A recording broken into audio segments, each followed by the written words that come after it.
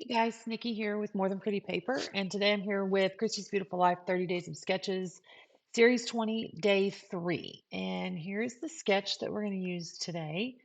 It's an interesting sketch. It's a little different than what I would normally gravitate towards, but that's okay. I'm going to use this Doodlebug. I think it's called Oh What Fun, and I've got a picture of all six of my grandkids from Christmas. I actually got them all to sit still long enough to take a picture, which was a feat in and of itself. So the first thing I'm going to do is gut this red paper because I want to be able to use it as a photo mat. And since I'm matting the entire layout on it, I really, I just don't like wasting all that paper. It's not wasted per se. I mean, it has a purpose, but if I can use part of it, I'm going to. So I got that. And then I'm going to glue this blue on here, and that's going to be the kind of the background of the whole layout. And then I'm going to immediately mat that picture on the red that I cut out of the background piece. So I'll get that matted. I wanted to use the red because I think four of the six grandkids have red, or maybe three of them. Several of them have red on. I think it's three of the girls have red, and then the other two girls have pink, and one's got blue. So I'm going to try to bring in all of those colors and get them all represented in there. So I'm going to kind of look around here. I find that I have this sheet with these great big tags on them.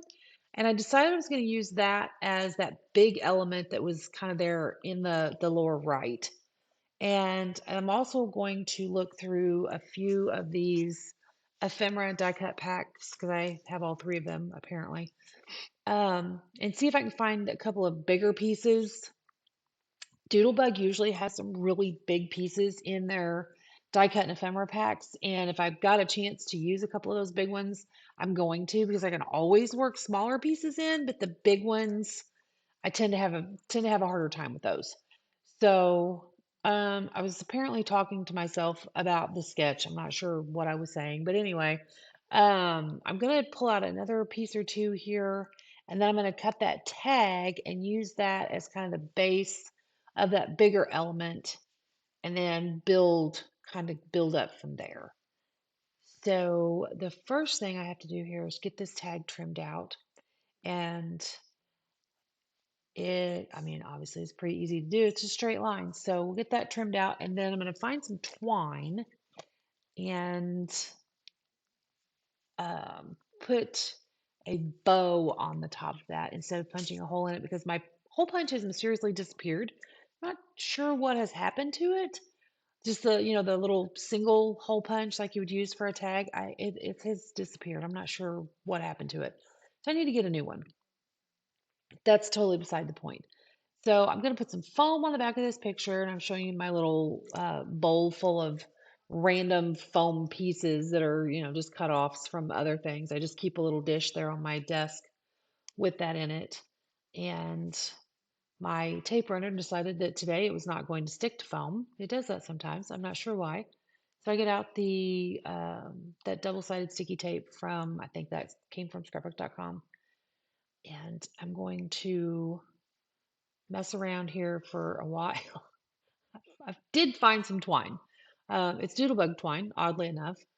And I'm going to pull off some pink and some yellow, and I'm going to tie a bow and put that on the top of this tag. And I just stuck it on there with a glue dot.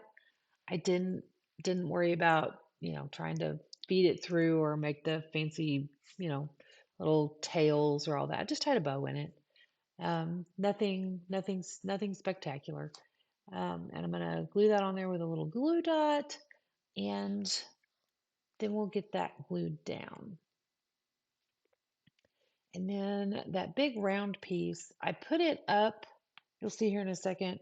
I put it up on the top there where that picture is, but I do end up coming in and covering up it says Merry Christmas, and I decided I wanted it to say something different. So I am going to take another little banner piece and cover that up here in a minute.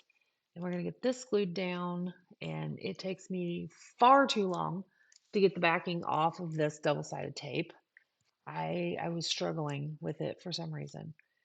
Um, but we'll get that on there, and then I'm gonna start putting on these bigger pieces. So I'm gonna want to get those in place first because they are big. They're big pieces, and I want to make sure that I have room for them and can get them on there where I want them before I get too far into this and then don't have enough space. So, and then I decide the stockings need to be on foam, and I don't know where my foam tape is at the moment either. I have I think I may have carried it off to use for something and I did not bring it back. So I'm going to use these little foam dots, foam pieces, whatever you want to call them, and take 100 years to get all those little white pieces of paper picked off the back of them, which is always a good time. And I'll probably find them in my bed later because they end up stuck everywhere. But that's okay. We're going to get these stockings stuck on here. And I really like how it's kind of following the basic layout, basic shape of this layout of the sketch. Um, Not exactly, but I think it's close enough that you can see where the inspiration came from. And then I decided I need another tag, so I'm going to cut out this one that's got the Christmas lights on it and add it in here. Get some more of those colors in there that I really liked. And it's not super busy, but it does add some interest. And I'm going to do the same thing with this one. I'm just going to tie a bow in that with that piece of twine that I had left over from the big tag, and I clipped the end off of that because I want to pull that paper in another spot. And I mean, it's just going to be tucked under the photo anyway, so why waste it? I just cut it off, and I'm going to actually tuck it in up there at the top with my big circle piece and um, bring that little bit of pattern paper, that same pattern up to the top. Since I really only have two basic kind of cluster areas here, I do end up putting a little bit to the left of that pink tag for a third one, but it kind of just all runs together with the one. So I don't know necessarily that I would call it a third one, but anyway. So I'm just looking here to see if there's anything else I want off the tags. I don't. And then I decide to go to the stickers, and then I got to talk a little bit about these little Doodle Pop kids. I really should have bought another one because I have two boys and two girls. Well, my grandkids are five girls and one boy, so I need some more of the little girls. And I doubt seriously that they're still in stock. So there's that. So I'll have to make sure I use those on pages where not all six of the kids are in it in the pictures. So, and then of course I decide I need this piece of green and I want it under the stockings, which of course are already stuck down. So, half of scrapbooking is taking things back up after you stick them down.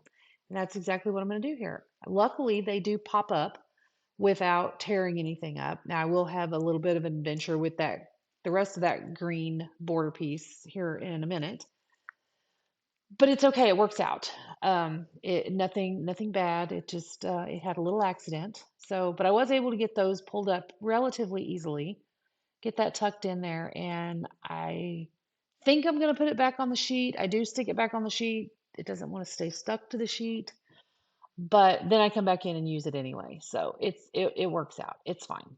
I'm going to pull off some of the little heart stickers, a couple of little word stickers, and I'm going to stick them over here on the side on this little block just so I don't lose track of what I did with them. And because I know I want to use those pieces. So that's what we're going to do. And I'm just grabbing random things here. If I end up not using them, I can always put them back on the sticker sheet. It's not a big deal. Or I can put them on a piece of wax paper and tuck them in with everything else, and it'll be okay.